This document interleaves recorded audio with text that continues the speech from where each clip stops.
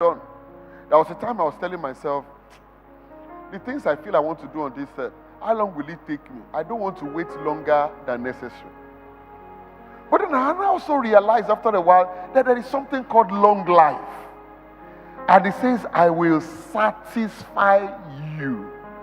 To be satisfied means you are enjoying it. So that old age does not have to be your time of suffering. For many, we dread old age because of what we have seen. Unfortunately, we're always told you cannot live long and not see evil.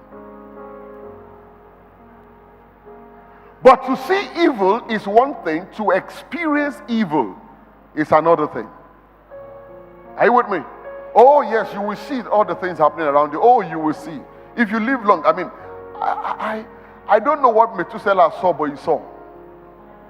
He saw all kinds. He saw all kinds. I mean, these days, I'm looking at Generation Alpha.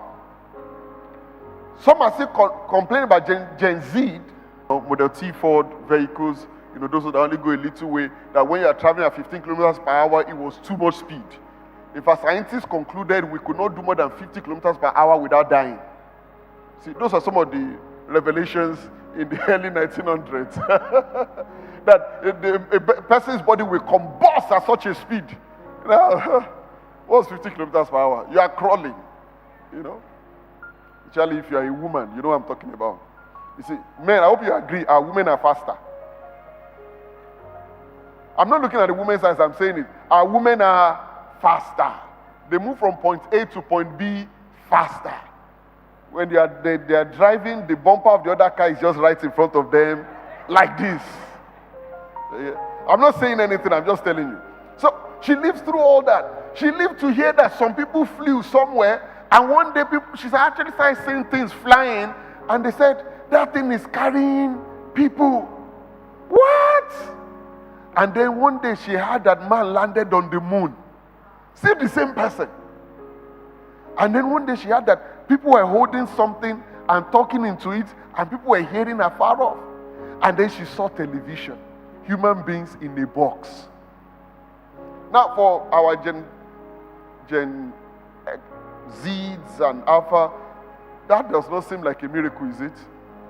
Because they see human beings on their watches. They see things on their watches. To us, for some of us, that is still a miracle, isn't it? But for them, it's a different ballgame. And they get to live, the women get to live through all of that. So living long has its challenges. But it is so that we can make each day count. Because so I attended a training one time, and we're told in that training, was a leadership training, and we're told to write our epitaph. Okay? What you would like to be written on your own gravestone when you are done. We're told to write it. So that it will not just be 19-something dash 20-something. So we had to sit there, and then I had to ask myself exactly. Now, whatever you are going to write as your epitaph must be something that reflects what you are doing in that day.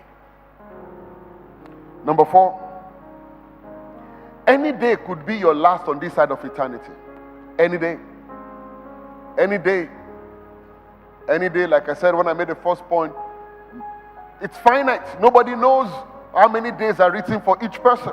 We don't know. But we know that when that time is up, nothing can stop it. Oh, that much we know. That much we know. When that time is up, nothing can stop it. It's going to happen.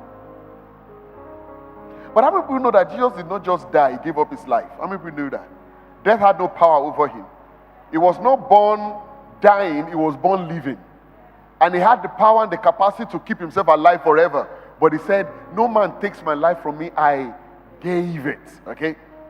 So he was the only one who determined when he was going. The rest of the word, the body. Whatever assignment God has given you to do, you can only do it while you have this body.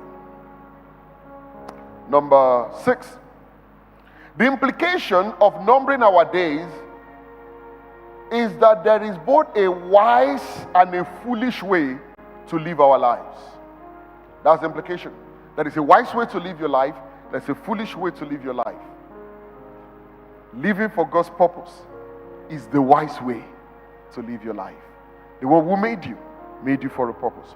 In Genesis chapter 1 verse 26, the Bible says, then God said, let us make man in our